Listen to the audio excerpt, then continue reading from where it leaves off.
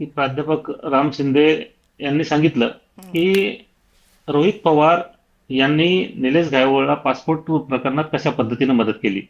त्या काळात जे महाविकास आघाडीचं सरकार होतं त्यावेळेस अनिल देशमुख तत्कालीन गृहमंत्री होते आणि अनिल देशमुख हे जरी त्यावेळेचे गृहमंत्री असले तरी रोहित पवार हे पवार घराण्यातून येत असल्यामुळं शेवटी सरकारमध्ये प्रत्येक मंत्र्यावर रोहित पवारांचा वचक होता. त्यामुळे कुठल्या मंत्र्याला कशा पद्धतीनं काम करून घ्यायचं, कशा पद्धतीनं त्या मंत्र्याला हाताळायचं आणि कशा पद्धतीनं आपले सगळे 2 नंबरचे धंदे असतील, वाईट कामं असतील त्या मंत्र्यांच्या माध्यमातून करून घ्यायचं हे रोहित पवारांना चांगलं जमत होतं.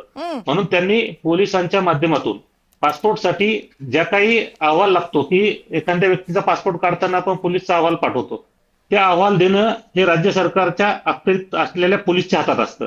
त्या पोलिसामार्फत त्यांनी तो अहवाल योग्यरित्या पाठवून त्याला पासपोर्ट मिळवून देण्यासाठी प्रयत्न केला. पण रोहित पवारांनी पासपोर्ट मिळवून देण्यासाठी प्रयत्न केला असताना त्यांनी हे का नाकारावं हा मोठा प्रश्न या ठिकाणी आहे. 2019च्या निवडणुकीमध्ये सांगा की पासपोर्ट मिळवून देण्यासाठी एखादा नेता कसा काय प्रयत्न करू शकतो, म्हणजे हे अनहर्ड आहे. हे या ठिकाणी राम शिंदे साहेब सांगत नाही किंवा इतर भाजपचा कोणी नेता सांगत नाही. निलेश घायवळ यांचे जे मामा आहेत त्यांनीच सांगितलं की निलेश घायवळला पासपोर्ट काढून देण्यासाठी रोहित पवारांनी मदत केली असं त्यांच्या मामांनी सांगितलं. आपण राम शिंदे साहेबांनी सुद्धा तेच सांगितलं की निलेश घायवळ यांच्या मामांनी स्वतः सांगितलं की आम्हाला मदत पासपोर्टसाठी निलेश घायवळला कुणी केली.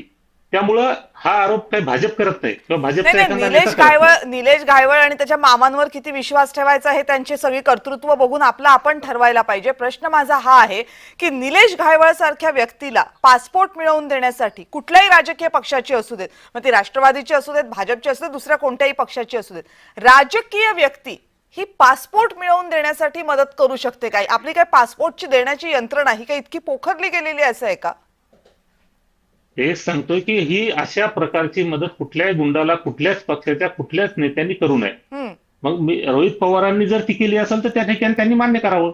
आणि राहिला प्रश्न की तुम्ही सांगितलं ते अगदी खरं आहे की समाज विघातक कृत्य करणारे जे काही गुंड असतील, ज्याच्यामुळे समाजातल्या घटकांना नुकसान होत असेल, सर्वसामान्य माणसाला ज्याच्यापासून बाधा पोहोचत असेल, अशा लोकांना कुणीही पाठीशी घालू नये. मग ते कुठल्याही पक्षाचा राजकीय नेता असो, कुणीही असो किंवा कुठल्या एखाद्या मोठ्या घराण्यातला राजकीय नेता असो, त्यांनी अशा पद्धतीचं कृत्य करू नये. शेवटी गुन्हेगार हा गुन्हेगार असतो आणि गुन्हेगाराला आपण सगळ्यांनी मिळून रोखलं पाहिजे.